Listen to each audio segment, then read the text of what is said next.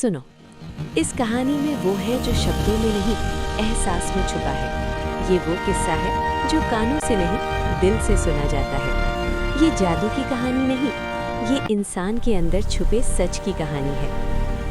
कहते हैं हर शहर के दिल में एक महल होता है। ये महल सोने का नहीं था, ये शीशे, रोशनी और स्क्रीन से बना था। दिन रात चमकता हुआ और हर स्क्रीन पर एक ही चेहरा, सिंड्रेला। वो परियों वाली सिंड्रेला नहीं थी जिसके पास जादू की छड़ी हो। वो आज की दुनिया की राजकुमारी थी, एक इन्फ्लुएंसर। मिलियन फॉलोअर्स, हर तस्वीर पर हजारों दिल और हर वीडियो में एक परफेक्ट जिंदगी का एहसास।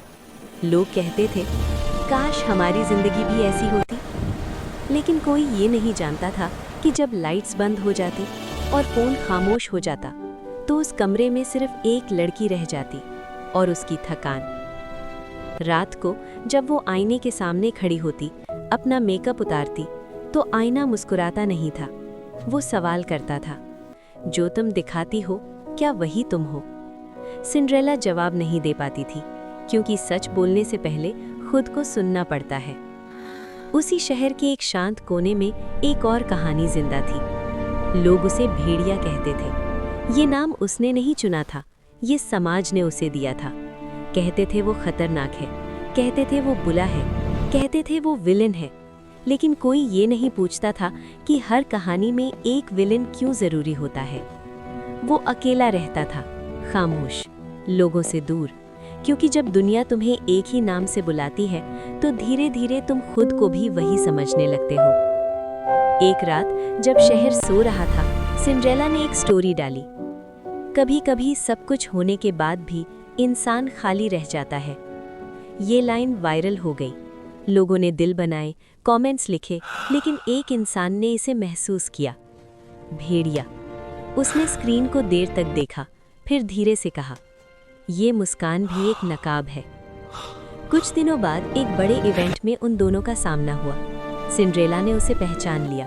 बदनाम नाम, डरावनी कहानियां, लेकिन पास आकर उसने वो देखा जो किसी ने नहीं देखा था। आंखों में दरिंदगी नहीं थी, बस गहरी थकान। लोग तुमसे डरते क्यों हैं? उसने धीरे से पूछा। वो मुस्कुराया, अधूरी टूटी हुई मुस्कान। क्योंकि एक दिन मैंने अपनी कहानी खुद लिखी और लोगों को वो कहानी पसंद नहीं आई।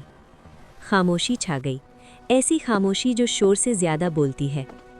फिर शहर में एक अजीब बात फैल गई, एक जादुई शीशा।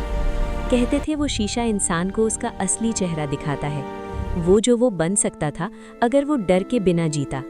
लेकिन शर्त सख्त थी, जो दिखे उसी रास्ते को चुनना होगा, वापसी नहीं।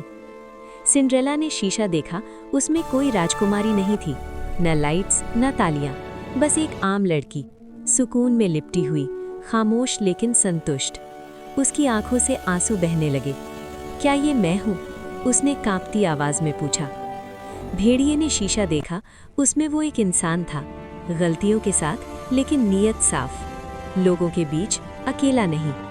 उसने गहरी सांस ली, काश वो बस इतना ही कह पाया। फिर सच बता दिया गया।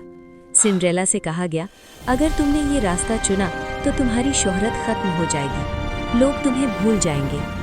और भेड़िए से कहा गया, अगर तुमने ये रास्ता चुना तो कोई तुम्हें माफ नहीं करेगा, तुम्हें खुद को माफ करना होगा।